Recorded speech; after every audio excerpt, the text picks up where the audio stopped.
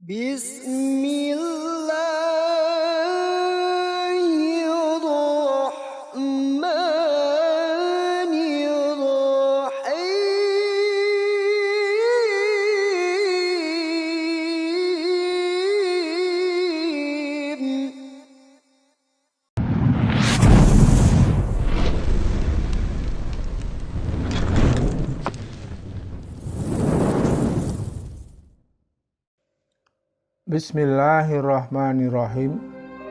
Assalamualaikum warahmatullahi wabarakatuh. Sahabat muslim yang dirahmati Allah, segala puji bagi Allah, Rabb semesta alam.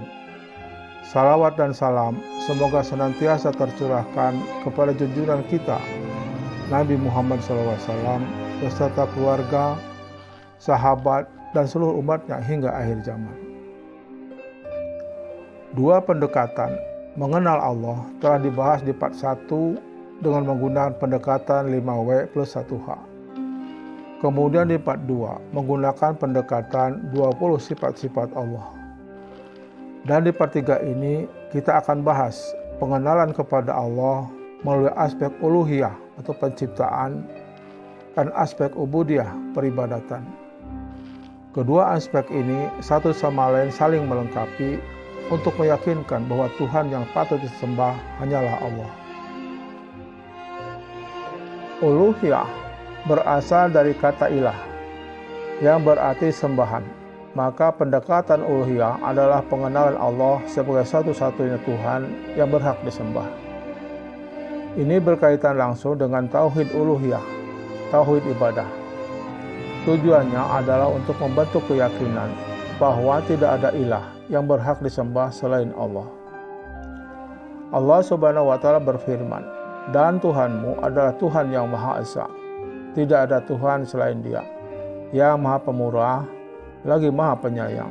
Quran Surat Al-Baqarah 163. Dan tidaklah aku menciptakan jin dan manusia, melainkan supaya mereka menyembahku. Quran Surat Az-Zariyat 56. Cara mencapai keyakinan ini adalah dengan cara merenungi ciptaan Allah di langit dan di bumi, atau tanda-tanda kebesarannya, mengkaji Al-Quran dan hadis tentang keesaan dan kemuliaannya, melihat kelemahan makhluk dan ketergantungan mereka kepadanya, dan menolak segala bentuk sekutu atau sesembahan selain Allah. Sedangkan aspek ubudiyah berasal dari kata ubudiyah yang berarti penghambaan. Ini merupakan respon hati dan amal perbuatan manusia kepada Allah dalam bentuk ibadah, ketaatan, dan ketundukan total. Tujuannya untuk menumbuhkan kesadaran bahwa manusia adalah hamba dan tugas hidupnya adalah beribadah kepada Allah dengan penuh cinta, takut, dan harap. Cara menguatkan aspek ubudiyah adalah menjaga salat dan amal ibadah lainnya dengan ikhlas, merendahkan hati di hadapan Allah, tawadu dan khusyuk, menjadikan Allah sebagai tujuan dalam segala aktivitas, dan meninggalkan maksiat sebagai bukti ketundukan. Mengenal Allah bukan sekadar tahu namanya, tetapi memahami siapa Dia, apa kehendaknya, dan bagaimana kita seharusnya bersikap kepadanya. Allah berfirman, "Maka ketahuilah bahwa tidak ada Tuhan yang berhak disembah selain Allah." Quran Surat Muhammad ayat 19. Kemudian Rasulullah juga bersabda, "Barang siapa mengenal dirinya, maka ia akan mengenal Tuhannya." Hadis riwayat Baihaqi. Melalui aspek uluhiyah berarti mengesahkan Allah dalam segala bentuk ibadah. Ucapan la ilaha illallah bukan sekadar kalimat, tapi sebuah pernyataan bahwa hanya Allah yang berhak disembah, ditaati dan diibadahi secara mutlak. Ini adalah dasar tauhid para nabi dari Nabi Nuh hingga Nabi Muhammad. Mereka semua menyeru, "Sembahlah Allah, tidak ada Tuhan bagimu selain Dia." Quran Surat Al-A'raf ayat 50. Sedangkan pada aspek ubudiyah adalah bentuk penghambaan total kita kepada Allah. Ini bukan hanya sekadar salat dan puasa, tetapi juga rasa cinta, takut, harap, sabar, syukur, dan tawakal. Semua itu adalah bagian dari ibadah. Allah menegaskan tujuan penciptaan kita. Dan aku tidak menciptakan jin dan manusia, melainkan supaya mereka menyembahku. Quran Surat Al-Jariyat 57. Kita diciptakan untuk menjadi hamba, bukan penguasa. Maka kita harus tunduk, patuh, dan taat dengan penuh keikhlasan. Allah disebut Rabb, artinya pemelihara, pencipta, pengatur. Tapi tak cukup hanya mengakuinya sebagai Rabb, kita juga harus mentauhidkannya sebagai ilah, yaitu zat yang disembah. Fir'aun tahu Allah itu Rabb, tapi ia menolak Allah sebagai ilah. Maka Allah murka dan menenggelamkannya. Allah berfirman, katakanlah, apakah aku akan mencari Tuhan selain Allah? Padahal Dia adalah Tuhan segala sesuatu. Quran Surat Al-An'am ayat 164. Ketika Rasulullah berdakwah di Mekah, beliau belum memerintahkan salat atau puasa. Yang pertama beliau ajarkan adalah La ilaha illallah, tauhid uluhiyah.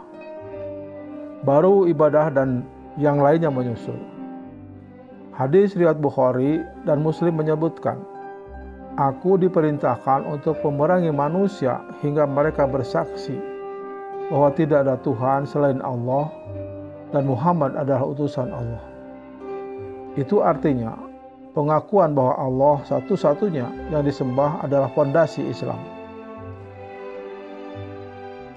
Ibadah tidak hanya berupa salat dan zakat, doa, sujud, istighosah atau meminta pertolongan, nadar, bahkan menyembelih kurban, semua itu juga ibadah. Dan semua ibadah itu hanya boleh untuk Allah. Hanya kepadamu kami menyembah, dan hanya kepadamu kami minta pertolongan. Quran Surat Al-Fatihah ayat 5. Siapapun yang beribadah kepada selain Allah berarti telah mencampur adukan uluhiyah, dan itu adalah kesyirikan dan dosa besar. Syirik adalah lawan dari tauhid. Itu adalah menyembah selain Allah, berdoa kepada kubur, menggantungkan harapan pada jin atau dukun, dan dosa ini tidak diampuni jika tidak bertaubat sebelum mati. Sesungguhnya Allah tidak akan mengampuni dosa syirik, dan Dia mengampuni dosa selain itu bagi siapa yang Dia kehendaki. Quran Surat An-Nisa 48. Tauhid menyelamatkan, tapi syirik membinasakan. Jauhlah sekecil apapun bentuk syirik. Ibadah yang utama ada dalam hati, yaitu mencintai Allah, takut kepada siksanya, dan berharap kepada rahmatnya. Seorang hamba sejati menyembah Allah dengan ketiga hal ini secara seimbang. Allah berfirman, dan orang-orang beriman itu sangat mencintai Allah.